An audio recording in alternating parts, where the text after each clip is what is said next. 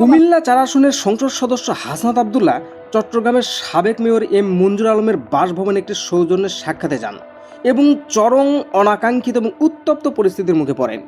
তাকে আক্ষরিক অর্থে মব করে ঘিরে ফেলা হয়েছে। এই মবের পেছনে যারা ছিলেন তারা অন্য কেউ নন, তারা হলেন যুবদল এবং ছাত্রদলের স্থানীয় নেতাকর্মীরা। 2026 সালের নতুন এই বাংলাদেশের রাজনীতির মাঠে আজ এমন একটি ঘটনা ঘটল যা চট্টগ্রামের রাজনীতি নয়, বরং পুরো দেশের ভবিষ্যৎ নির্বাচনের সমীকরণ এবং আইন শৃঙ্খলা পরিস্থিতির যে চরম অবনতি যে হয়েছে আমাদের মাঝে সেই ঘটনাটি তুলে ধরল।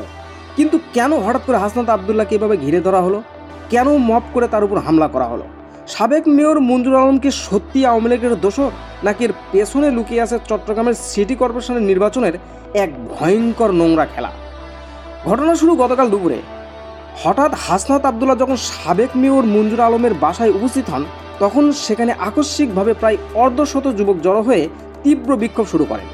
তারা সাবেক মেয়র মঞ্জুর আলমকে সরাসরি আওয়ামী লীগের দোষর হিসেবে আখ্যায়িত করে বিভিন্ন উস্কানিমূলক বক্তব্য বা স্লোগান দিতে থাকেন।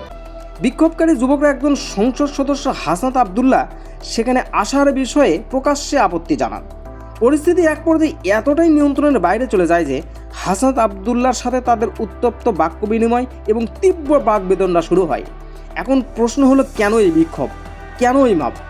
বিএনপির স্থানীয় নেতাকর্মীরা প্রকাশ্যে অভিযোগ করেছেন যে আওয়ামী লীগের সাবেক মেয়রের সাথে গোপন আতাহাত করতে এবং টাকা পয়সার ভাগ বাটোয়ারা করতেই নাকি হাসনাত আব্দুল্লাহ সেখানে গেছেন।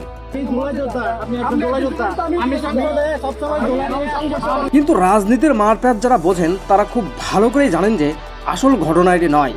হাসনাত আব্দুল্লাহর ঘনিষ্ঠ সূত্রগুলো থেকে যে ভয়ঙ্কর তথ্যটি বেরিয়ে আসছে তা হলো স্বৈরাচার দোসর হিসাবে মেয়র মঞ্জুরকে বিএনপি মোটেও ভয় পাচ্ছে না, বরং বিএনপির আসল ভয় হলো আগামী সিটি কর্পোরেশন নির্বাচন নিয়ে। বিএনপি খুব ভালো করেই জানে যে আগামী মেয়র নির্বাচনে যদি মঞ্জুর আলম এনসিপির সমর্থন নিয়ে প্রার্থী হিসেবে দাঁড়িয়ে যায়, তবে বর্তমান বিএনপির মেয়র ডাক্তার শাহাদতের গদি মুহূর্তেই নড়বড়ে হয়ে যাবে। মূলত এই রাজনৈতিক আতঙ্ক থেকে আজকে হাসনাত আব্দুল্লাহকে আটকানো হয়েছে এবং তাকে হেনস্থা করার চেষ্টা করা হয়েছে।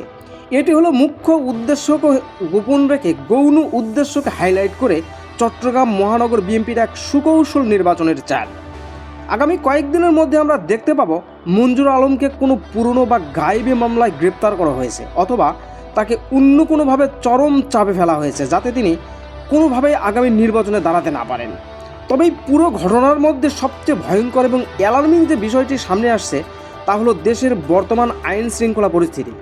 বর্তমান বিএনপি সরকার ক্ষমতা গ্রহণে প্রায় 2 মাস হতে চলল। স্বরাষ্ট্র মন্ত্রণালয়ের মতো সবচেয়ে গুরুত্বপূর্ণ দায়িত্ব দেওয়া হয়েছে সালাউদ্দিন আহমেদকে, কিন্তু এই 2 মাসে আইন শৃঙ্খলা পরিস্থিতি বিন্দুমাত্র উন্নতি তো হয়নি, বরং তা আগের চেয়ে আরও বেশি নাজুক এবং ভয়াবহ রূপ ধারণ করেছে। দেশ জুড়ে মব জাস্টিস বা গণপিটুনের এক ভয়ঙ্কর সংস্কৃতি তৈরি হয়েছে, যেখানে আইনের কোনো তোয়াক্কা করা হচ্ছে না। আমাদের চোখের সামনে গত সপ্তাহে কুষ্টিয়াতে মব করে একজন পীরকে অত্যন্ত নির্মমভাবে মেরে ফেলা হলো। পীর ধর্ম অবমাননা করেছে এটা যেমন সত্য, তেমনি তাকে পিটিয়ে মারাও আইনের জন্য দণ্ডনীয় অপরাধ। গত কয়েকদিনের নিউজ রিপোর্টে ঘাটলে ভালো করেই দেখা যায় যে বিএনপি মাত্র এই 2 মাসের শাসন আমলে অলরেডি 20 জনের বেশি মানুষ মব বা উত্তপ্ত জনতার শিকারে পরিণত হয়েছে এবং নির্মমভাবে মারা গেছেন। কত শত মানুষ যে আহত হয়েছেন, পঙ্গু হয়েছেন তার কোনো ইয়ত্তা নেই। আর আজ খুদ একজন রানিং সংসদ সদস্য এবং জুলাই গণঅভ্যুত্থানের অন্যতম রূপকার হাসনাত আব্দুল্লাহকে দিনে দুপুরে মব করে ঘিরে ফেলা হয়েছে। সাধারণ মানুষ আজ চরম আতঙ্কে ভুগছে। তারা প্রশ্ন করছে যে দেশে একজন এমপির নিরাপত্তা নেই, সেখানে সাধারণ মানুষের নিরাপত্তা কোথায়? আমাদের মতো নামে ডাকা হয়। বিএনপি কিছুতেই চায় না দেশে কোনো শক্তিশালী বিরোধী দল গড়ে উঠুক।